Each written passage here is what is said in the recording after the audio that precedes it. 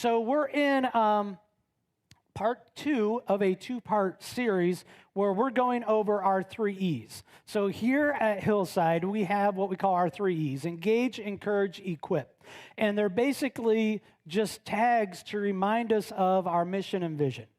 And so I and the staff, we are to the point where we know the 3 E's, and you can almost, as a staff, get a little tired of talking about the 3 E's because we talk about them a lot throughout the week.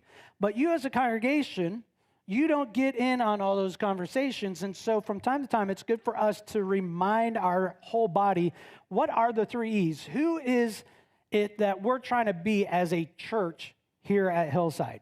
And so where do the 3 E's come from?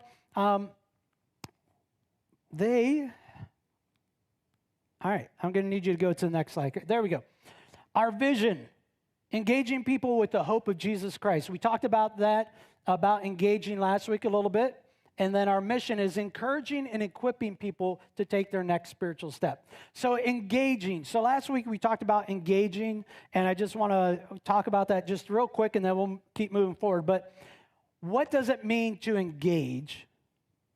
It means for us as a church, we're not sitting back waiting for everyone to come to us.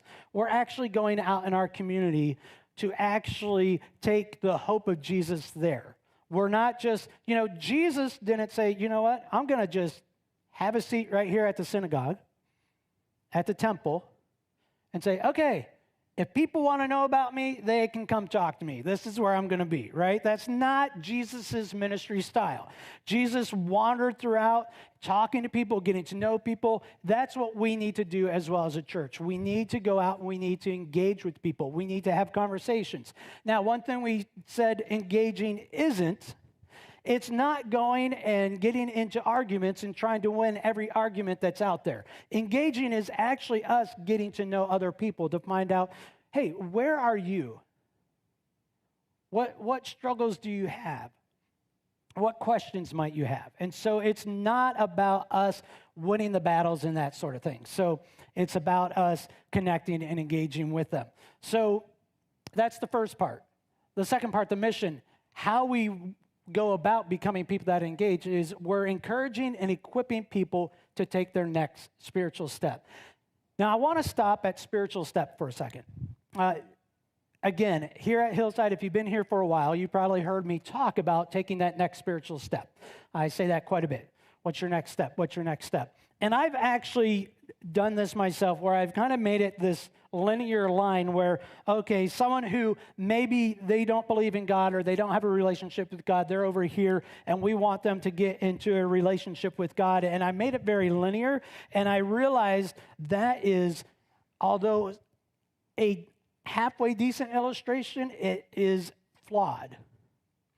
Because when it comes to our relationship with God, it's not like, oh, here is the next exact thing I need to do. And then here's the next exact thing I need to do, right? I mean, someone can be like, oh, you know what? I don't know much about the Bible, so I'm going to start reading my Bible. So I read a verse a day, and I'm moving up to where maybe I'm reading a chapter a day or whatever. Or, oh, you know what? I need to pray. Or, oh, I have this attitude that I need to get, right? So it makes it look very linear when in actuality, it's almost like, you see that blue dotted line? It's like we're on the outside and we're trying to get into the middle. And sometimes we're on the left side, sometimes we're on the right side, sometimes we're up top, whatever. So the next step may not be this super linear. It might be, wow, like I said, I have an attitude that I didn't realize I had. I have pride in my life that I need to get rid of. And so there's not like somewhere on this line you magically get to, okay, and now today we're going to talk about pride. And you have to get over that hurdle before you can get on to reliance on God and things like that. So it in a way, we need to understand it's not linear for this. When we're actually engaging people and encouraging and equipping people, sometimes we can come up with our plan of how that's going to happen, right? And I've been part of ministry strategies of, okay, well, first of all, we need to get a visitor to show up 3 weeks in a row, right? And then after that, then we need to get them connected to a small group. And then after a small group, then we need to get them somehow serving. And then after serving, we need to get them in leadership. And we've got this mapped out plan that we're trying to get people connected. But when it comes to the spiritual aspect, we're all different on where we struggle or where we have questions or where we might have doubts about God and what it means to truly be a Christ follower, to truly be a Christian. And so it can't be just this linear thing. And so knowing that people might be, man, they might be closer to God's will for their life in one area than in others, right? So we need to get to know them. That's that engagement aspect as well. We need to get to know them to be able to encourage and equip them to take the next step. So we understand exactly, okay, what is it that you might struggle with? Or what is it that you might have questions with? You know, so years back, I was having headaches. And so I went into my doctor. I'm like, man, I've got this massive headache. For some reason, it feels like it should be my sinuses, but my sinuses are clear, all this. Long story short, I had a gigundo blood clot in my head. And so the doctor said, okay, so this is what it sounds like, but it probably shouldn't be, because this is something that either elderly or pregnant women tend to get. He said, and in my medical profession and expertise, I don't think you're either one of those, right? So I'm like, well, thank you for that. But he's like, that's what it sounds like. If it wakes you up or whatever, go to the ER. I ended up at the ER. We find out it is a big, giant clot. So he begins to say, okay, this is how we're going to start to treat this. And he said, now, technically, what I'm supposed to do is I'm supposed to run all these other tests to rule out all these other options first. But he said, in talking to you, I know you've been my patient for a while, I know what it actually is. So we're going to skip all this other stuff and get to what you actually need. And so spiritually, sometimes we need to have that kind of conversation to where we get to know someone and go, you know what? Hey, after talking and getting to know you, I think what might be very beneficial for you is whatever, and not just having this cookie cutter plan that we map out for everyone. So today we're going to be talking about encouraging and equipping, but I want to go through where do we find in the Bible, what do we base our mission and vision on? So real quickly, these two passages of Scripture. Love the Lord your God with all your heart, with all your soul, and with all your mind, and with all your strength. The second is this: love your neighbor as yourself. There is no commandment greater than these. So as Hillside, first and foremost, man, we would love everyone to get to the point where they love God with their whole being. And man, I would love to stand up here and say, once you achieve it, it's so easy. Once you get past this magical line over here, it's smooth sailing and you'll never struggle with this the rest of your life. I haven't met anyone that will say, oh, yeah, no, not a struggle in my life anymore. Everything's rosy, everything's perfect, right? So this is something that we're constantly working on. It's not a just, well, we've arrived and then we can coast the rest of our life. So we want to continue to grow in our relationship as followers. But the second is, man, we're to love our neighbors as ourselves. We really need to be looking out for other people, and we should be engaging with them and encouraging them and equipping them to take their next step. And then the next passage of Scripture, which I don't know if there we go. Then Jesus came to them and said, all authority in heaven and on earth has been given to me. Therefore, go and make disciples of all nations, baptizing them in the name of the Father and of the Son and the Holy Spirit, and teaching them to obey everything I have commanded you. And surely I am with you always to the very end of the age. And Jesus is saying, go, there's the engage, and make disciples. This is Jesus talking to his disciples right before he ascends into heaven. And he's saying, I want you to go, I want you to engage with people, and I want you to make disciples. I want you to teach them. I want you to encourage and equip. So this is kind of the passages that we work around for our vision and that sort of thing. So then today we're going to be talking about the encourage aspect first. So Craig, I'm just going to put this down and just kind of walk you through the slides. So encourage. If you could get the encourage slide up, there we go. So today, for an illustration, I want to talk about rock climbing. Okay, when I was in college and I was in shape, I used to love to rock climb. Now, every now and then, like you'll go to a camp or somewhere, they have a rock climbing wall, and it's like, cool, I love those. Why do I love those? Because normally they're marked out. Here's the easy route. Here's the middle route. Here's the harder route, right? So I am just like, yay, I'm over here. I used to rock climb. I'm going to do the easy route because I'm out of shape. And it's been a long, long time since I've actually climbed an actual rock face. But when I was in college, I had a professor, Dr. Keith Jury. He was teaching us, last week I mentioned a camping class, right? So, as youth pastors, you get to take some interesting classes. So I was taking Christian camping and retreating. And one of the things he was talking about rock climbing. And so he said, anyone who's interested in learning, come along. And so I'm like, I'm all in. I'm adventurous. I'd love to do that. And so my brother got involved and a couple of our friends, and Keith would take us from time to time on weekends to different places, rock faces that we would learn to rock climb.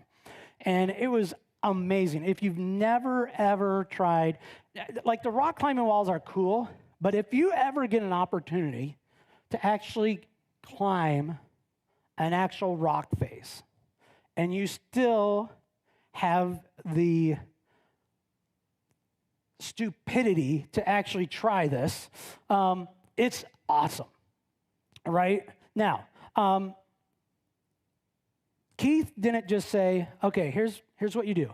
You start on the ground, you get on the cliff, and you climb to the top. Go. Right? That would have been like a nightmare. That would have been disastrous. But he went through and he taught us how to rock climb. He told us how to put on the equipment and all that fun stuff. And then, you're up on the rock and you're just figuring out, what you're comfortable with and what you're not. You start figuring things out. You fall a few times, but, someone's there to catch you with the rope so you don't fall to the ground. And man, I loved rock climbing. Now, my brother Jeff, he went even further than I went.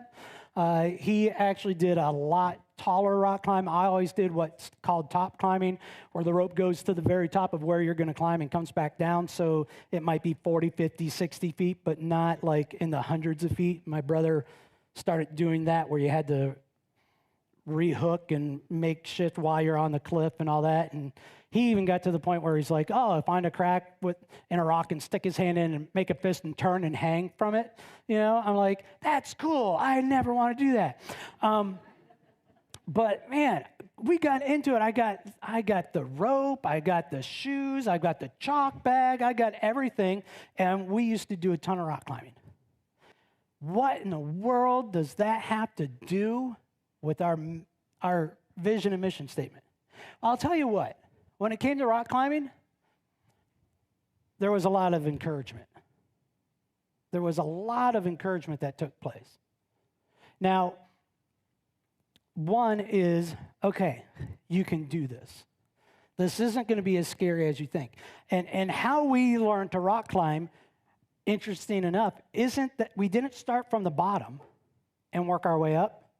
We started at the top of the cliff. Now, that seems a little weird, doesn't it? So we get to the top of the cliff, and we would first rappel down. And so we didn't do Australian style, though someday I still want to. So rappelling, if you don't know what rappelling is, basically you put your feet against the rock, you're leaning all the way back, and you just kind of walk down the rock while you're attached to the rope. The thing you have to remember is your brain is trying to tell you if you start to slip, you should grab the rope here. Well, if you grab the rope here, you're taking a very fast trip down to the ground, right? And you're just going to be like, woof, right? If you start to slip, you actually grab the rope that's behind you, and that stops you. That's your brake. So that was the first thing we had to learn. And I'll tell you, one thing I love about rock climbing is I'm partially scared of heights. So I'm on the edge of a cliff, right? And say the edge of the stage right here is the edge of the cliff. When I start getting about here, that's when my stomach starts getting that weird sensation, right? And there's part of my brain saying, you're going to die. Don't get any closer. What are you doing? This is stupid. Back up, right? So I'm at the edge of the cliff, and this is like, okay, now you get to go down. And it's like, okay, and you're trying, like, the worst thing you can do is like go slow and like bend your legs and all that. I mean, you just got to be committed. You just got to go. But we rappel down, and the whole idea of rappelling down was to learn to trust the rope and the equipment and things like that. And so then after you're ready to climb, well, then it's a bunch of encouragement of, hey, you can do this, keep on going, because, you know, you get about 30 feet up on a 60-foot cliff, and you're like, I don't want to do this anymore. I'm getting a little nervous. It's like, well, you know, you got 30 feet to come down or 30 feet to go up. You might as well keep going. Keep on going. You can do this. There's a bunch of encouragement. Hey, there's a handhold right to your left. You might not be able to see. And so just a bunch of just encouraging. And when it comes to us spiritually and encouraging people to take the next step, here's the fun thing. Never, ever were we shamed by somebody on the ground. No one said, I can't believe you're stuck. Seriously? What's that? What? No, there's a handhold right there. Why can't you see that? No one ever shamed us. It was always in the encouragement. Hey, you're doing great. Hey, you're fine. Hey, what do you need? Do you need to be lowered down a little bit? Do you feel like the rope's too loose? Do you want that tightened up? But how many times in churches, in an effort of trying to help someone on their spiritual journey, we, for some reason, think that they have the same amount of knowledge and experience with God as we have. And we're like, oh, why do you have that idea? Or why are you acting that way? I think it's Andy Stanley who had the quote of, why do Christians expect non-Christians to act like Christians? Right? It's totally baffling when the church comes across someone who is not a believer and is surprised that they're not acting like a Christian. They have different views of the world. They have different views of God. They have different views of everything. Well, yeah, so did you at one time. So the encouragement isn't a guilt trip. It's not a shaming. Encouraging, when it comes to encouraging people to take their next spiritual step, and right now I'm talking about those that haven't crossed that line of commitment and saying, yeah, I'm in, I believe in this Christianity thing. When it comes to encouraging people that way, it is true encouragement.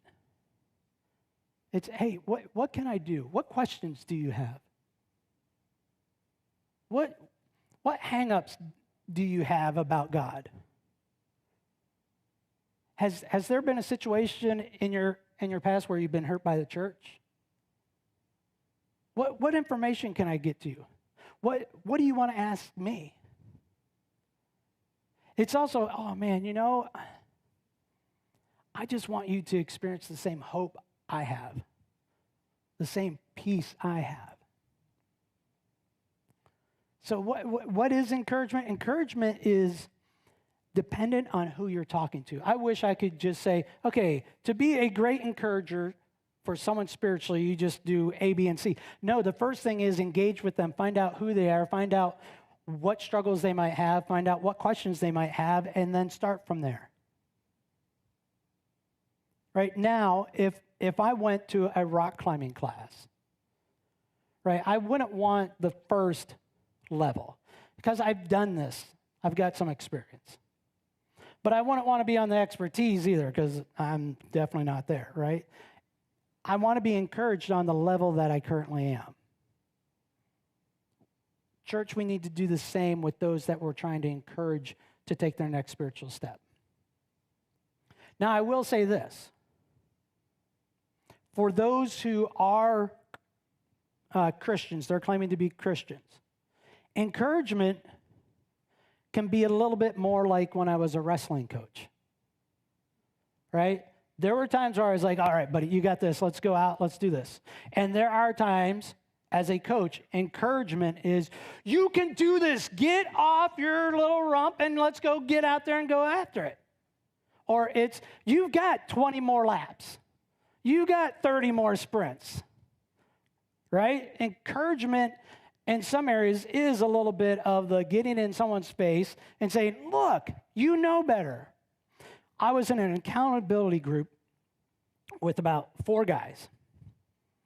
And the one guy was telling a story about, man, my wife is really kind of getting on me lately, and she just seems to just think that I need to spend more time with her, and it's just getting to the point where it's getting frustrating how often she's kind of just in my ear, just kind of getting on me. And I said, well, tell me what your day is. What does it look like? And he's like, well, I've got work and all this. And this is a pastor, okay? So this is another youth pastor. He's like, I got work and then I go and hang out with the teens for a little bit. And then I'll come home and I'll just be wiped out. And then, I gotta relax. I gotta get some downtime. So I'll jump on and play some video games.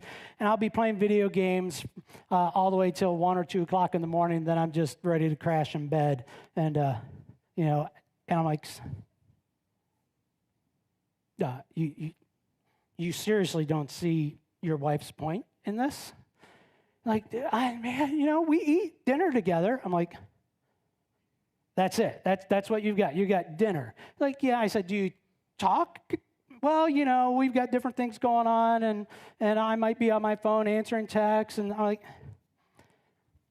looked at him and I said, dude, so what you're telling me is you just simply need to man up and put the video games away and spend some time with your wife at night. And he got so mad at me. How dare I tell him he needs to stop playing video games and spend time with his wife? Okay, so there are times when encouragement is okay, I know you, we have a relationship. Yeah, I need to point out something you're doing that really makes no sense. And you know better. And he did know better. And so sometimes that encouragement is, but I would say that kind of encouragement is for someone you have a very, very strong relationship with. Not someone you meet on the street and go, hey, you know what you need to stop doing, right? That makes people just love you so much when a stranger comes up and tells you what you need to stop doing or start doing and things like that. So encouragement means a vast different assortment of things. But in order to know how to encourage, first, we need to engage, and we need to get to know that person. Encouragement is not shaming. Encouragement is not belittling. But encouragement is actually just saying, I want the best for you, and I want you to continue to grow in the areas that you have even told me you want to continue to grow in. And so I'll be here. I'll answer questions. I'll be a cheerleader at times. I'll be a coach at times. But it's all because I love you as much as I love myself. And so I'm going to be here for you. So that's encouragement. The next thing we're going to talk about today is the whole equip. So imagine again, here we are at the rock, and we're about ready to climb. And Keith has shown us how to rock climb. And then Keith says, now go. And he doesn't give us any of the equipment. There's no rope, right? Nothing. So we're just free climbing, which some people do. And wow, okay. Climbing a rock without a rope? I'm just saying, don't do that. Ever, right? So, but imagine if that's what He did. Now go ahead, just start climbing. Now he has all the equipment, right? And he's next to us and he's climbing along. He's like, "Oh yeah, come on guys, hurry up. You're going so slow." It's like, "Well, yeah, but you've got all this equipment. So you've got all this safety, plus you've got the funky little shoes that you can actually grip on the rock a little bit. You got the chalk bag, so when you get up to a moist spot, you can get that nice and dry. You've got all this equipment to help you along. Of course you're able to do this." Sometimes in the church, we can tend to go, "You know what you need to do? You need to become a Christ follower." And they're like, "Awesome, great." And you're like, "Yes, pray this prayer." And they pray that prayer, and we go, "Fantastic." And we walk away, and the person standing there going, what do I do from here? In fact, years ago, there was a video that was really pushing discipleship with student ministries. And it might have been made by Youth for Christ. But, it's the stereotypical lock-in back in the 1990s. So the students are having all sorts of fun. There's games being played in the gym and all this, chaos everywhere. And someone comes running in and says, "Hey, Billy's about ready to accept Jesus." And everyone's like, "Oh," right? And this herd goes running to the room where Billy's about ready to pray, right? And Billy, right when they get there, Billy gets done praying, "Amen." They're like, "Yay!" And they put him on a sheet and they're throwing him up in the air and they're just like, "Yay!" cheering him on, right? And the one time when he's up in the air, someone comes in and goes, "Hey, Susie's about ready to accept Jesus." And the whole crowd just takes off running while Billy's up in the air, right? Billy comes slamming down on the ground, and when he stands up, he's in the middle of a desert. He's like, guys, what now?" Unfortunately, too many times in church, that's how we respond. We're like, "Yes, you made that commitment." And we don't do the equip. Yep, we engaged, we encouraged, and now it's like, but now what? Where do I go from here? It's kind of like if you've ever taught someone to drive, right? And things that you think are just, well, you just know these things. You just think you don't need to walk through these steps because you've been doing it for so long. And then you get in the car with someone who's never driven before, and you're like, "Wow, okay, we're back to square one. Let's go." All right. One of my nieces thought that once you turn the car on, then you really don't need the key anymore. So while they were driving down the road, she was going to take the key out because it was getting in her way. Not a good option, right? I had one person who, that we were like in a line at a stop sign, and the person in front went, and so they just started to go. I'm like, whoa, stop. Like, that's a stop sign. They're like, "But we already stopped back there." I'm like, no, okay. You need to stop when it's your turn, right? Roundabouts. Now, I know roundabouts, how many of you love roundabouts? All right, good. There's at least like 3 of you that like them like I do. I love roundabouts personally, but I'll tell you what, there needs to be like a master's class on how to operate a roundabout, right? But if you've been driving for a while, there's just things that you instinctively do that someone who's never driven before, you're actually going to have to walk through. I remember in driver's ed, it's 4 of us, so there's 3 of us in the back seat and 1 student in the driver's seat and the driver's ed teacher in the passenger seat. And we were sitting there, and one guy was ready to drive, and we're on the side of the road. We just pulled over, and he's like, just all of his mirrors, all that fun stuff. Turns on the blinker. He's about ready to pull out, hits the gas, and we're on a graveled berm. And you just hear all the stone just going, and we're going nowhere. It's like, he's like, "Okay, no, I am in driving." Hits the gas. We're going nowhere. Well, the reason we're going nowhere is because the driver ed teacher just quietly has his foot planted on the brake, right? So we're going nowhere. And he's just like, I don't know what's going on. Why aren't we going anywhere? And then finally the teacher's like, can anyone in the back seat tell us why we're not going anywhere? We're all like, put your seatbelt on. Oh, so he puts his seatbelt on. Now the teacher should have known this was coming, because when a 16-year-old boy has hit the gas pedal like 4 or 5 times and nothing has happened, the last few times, we're thinking, well, if I hit it a little harder, then we'll actually move. So we flew out of there, right? But this was in Michigan. We were going down M90, which was a little highway along the coastline. And the same kid, who didn't pass, by the way, all of a sudden we're picking up more speed and more speed and more speed. And finally the teacher's like, what are you doing? He's like, well, the speed limit's 90 miles an hour.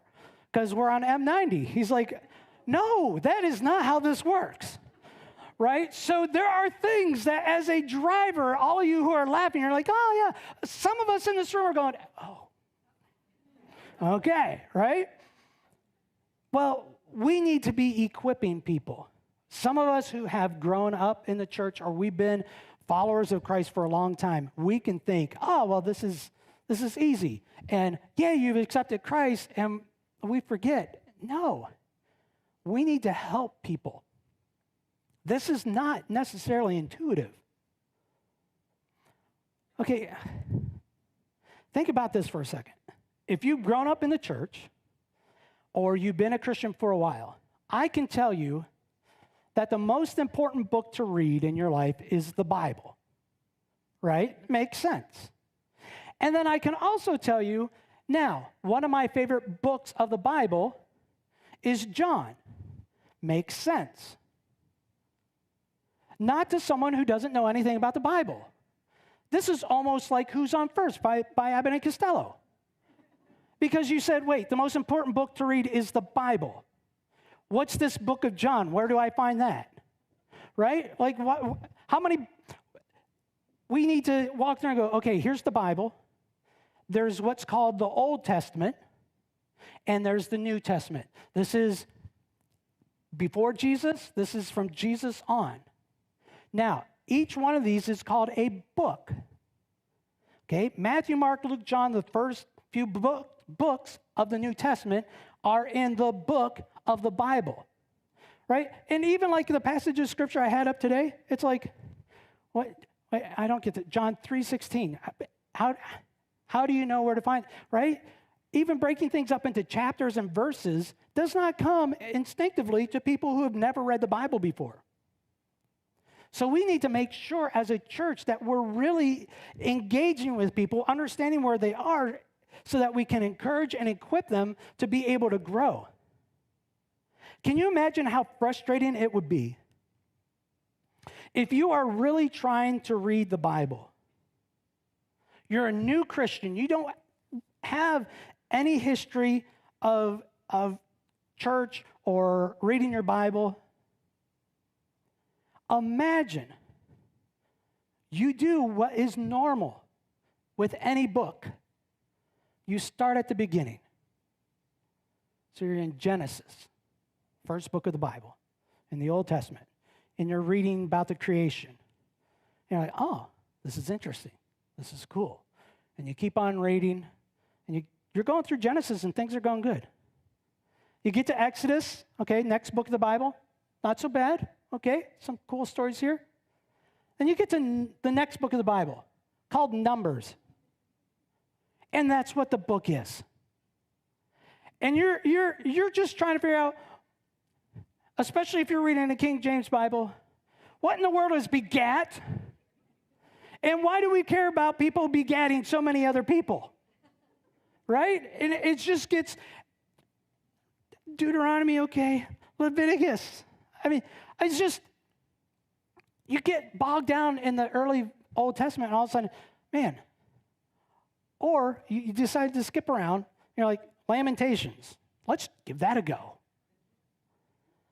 You know, it's just, we need to be able to help people and say, hey, you know what, if you're new to the Bible, man, here's a hint. Get to learn what the Bible has to say about Jesus and his life. So go back, flip through. You're back to the New Testament, about 2/3 of the way through the book of the Bible. There's Matthew, Mark, Luke, John. Start there. Read those and learn what the Bible has to say about Jesus' birth through life and death and resurrection. Also, give people a little hint. When you get to John, the book of John, it's going to sound really weird to start off with. In the beginning was the Word. Word was God. Word was with God. It's just like, what's the word? Just replace that with Jesus. And that'll help you out. Right? We need to be able to equip people and say, okay, you know what? Here's a great place to start. Also, here's a study Bible. Man, it has notes and questions that'll help you along the way. Maybe here's a reading plan to go through that will help you. Here's a devotional. Maybe even, say, you know what? Why don't we do this together? My family and I, starting in May, we're going to be reading through the Bible together as a family. And so I got us a reading plan. It's a really kind of cool reading plan. You get 4 different areas of the Bible each day. So 2 passages from the Old Testament, 2 passages from New Testament, and it's 25 days each month, which for those of you who have a problem, like me, of necessarily every day keeping up with a reading plan, and then next thing you know, you're like, oh, now I need to double up or whatever. This gives you some margin for error each month, right? You've got a few extra days of, okay, I missed a day, but I can just keep on going. And so we're going to start in May of just reading through the Bible together as a family. And I'm looking forward to it. Maybe equipping someone is just walking with them and saying, hey, let's do this together. What questions do you have? Let me help you out. Oh, you know what? Yeah, I remember when I first started reading the Bible, this is where I went. This is where I found some help. I started reading this devotional. This really opened things up. Or if you start getting further in and you want to introduce them to a commentary that helps explain things. But we need to, as a church, make sure that we're equipping. That's one reason why we have groups that we want people to get connected with. We want to be, we've got cards back there that talk about our 5 pathways and that sort of thing to give people ideas. Hey, what can I do to help grow in certain areas? But here's the deal. In order to equip, what does equip mean? Equip means this. Each and every one of us as members of Hillside, we need to realize that it's not the church's staff's responsibility to equip everyone in the Cedar Rapids area. It's not even our job to equip necessarily all of you. We're a church. We're a body. We all have different gifts and abilities. We all will connect with different people. So as a Christ follower, it's all of our role to help equip others. Even when I was in student ministry, there were some students that, I connected with, and there were some students that I didn't.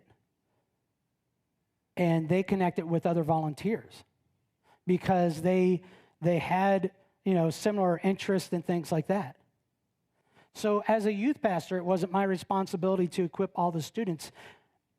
I actually worked at helping to equip the volunteers so that the volunteers could equip students, which multiplied the amount of people that we could actually equip. I want to encourage you that if you are a Christ follower, that you have a responsibility to go and make disciples, to engage with people outside of the church, to encourage others to take their next step, and then also to equip them with the tools that they may need to take those steps. I mean, imagine if we as a church actually took on these 3 E's and lived them out. The difference that would be made. You know, there's the saying, you can't go to church because the church is the people, right? This building is the building where the church gathers. You are the church. And so when we say we desire Hillside to engage with people, what we're saying is the people of Hillside will engage with people to share the hope of Jesus Christ. The people of Hillside will encourage and equip people to take their next spiritual step. That vision and mission statement is not just for the staff. That vision statement is for all of us. And I'll tell you what, here's a little secret. As you strive to engage, encourage, and equip other people, you know what's going to happen? You're going to grow. You're going to grow. When I was coaching wrestling, man, there was stuff that I continuously learned because I was coaching other wrestlers. And the cool thing is, they started being able to say, hey, coach, what about this move? I'd really like to start to work on that. I'm like, hey, you know what? I don't know that one, but I'm going to learn it because you want to learn it and I want to coach you in that. There may be times, folks, don't be scared if someone's going to come up to you and say, hey, I have this question, and they ask you a question, you're like, oh, I don't know. Okay, if you're confronted with that situation, first of all, don't make something up. Okay? Worst thing in the world. Simply say, you know what? That's a great question. I don't know. Or if this is a true statement, say, you know what? I'm struggling with that too. How about we look into this together? And now you're working together, you're discipling and mentoring each other and growing. These 3 E's, like I said, they're for us all. And if you're visiting or you're newer or you've never made that commitment to become a Christ follower, can I just encourage you with this? Becoming a Christian is the most important decision you can make in your life. And I'm gonna be quite blunt and honest. It's going to be difficult. You're going to have questions, and you're going to have doubts. But I can also tell you, you will experience hope and joy and peace in ways you can't imagine. And the forgiveness that you will have from accepting what Jesus did for you is amazing. And I would, if you haven't seriously considered it, I would say, check it out. Just check it out. Now, this wasn't your normal sermon, and I know, I'll just say it right now, I know some of you might be upset because I didn't talk about the Bible enough. And I get that, but I just want to say, man, we need every now and then as a church to kind of get together. When I was wrestling, I was in high school, way back in the day, right? You'd get the coach to gather you up and give you a pep talk. And my junior and senior year, we would, as wrestlers, after we did our warm-ups, we'd go into the middle of the mat and we'd all be like, we're on our stomachs, our heads are in close, and our captain would be there, right? And you're ready for this inspirational talk of what's going to happen. And what our coach didn't know is that Jerry, who was the captain at the time, when we got in there, everybody be said, he goes, Now, let's continue the adventures of Fluffy Bunny. And he was telling us this year-long story of this bunny called Fluffy Bunny.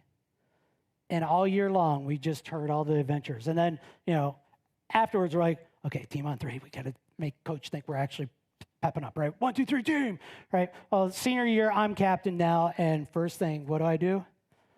All right, here's the sequel, guys. Freshmen, you have no idea what's about to happen, but you're about to learn about Fluffy Bunny. Right? So there needs to be time of fun, but from time to time, there needs to be the time when the coach also sat us down and said, hey, this is what this is about, guys. As a team, we need you to work hard. We need you to do this. We needed those pep talks from time to time. As a church, from time to time, we need to just step back, say, why do we do what we do? Why are we even here? And that's what last week and today was all about. Just reminding us why we're here. We don't come on a Sunday morning just trust me, I know. We don't come on a Sunday morning because, man, the pastor is so amazing at his messages, right? That's not the attraction. We don't come here just to sing songs. We come here to continue to grow, to be encouraged, to be equipped, and to be challenged.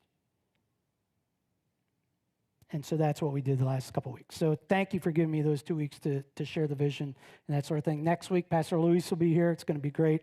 And then we're going to be hitting our summer series where we're going to get walking through some books of the Bible. So just wanted to let you know where we're headed on that. But at this time, let's go ahead and pray, and then the worship team's going to come, and we're going to sing a couple more songs. God, thank you so much again for who you are. God, help us. Help us as a church to truly engage with people, to engage with people, to be able to share the hope of Jesus. God, allow us to be encouragers, not shamers, not manipulators, but God, help us to be encouragers and equippers.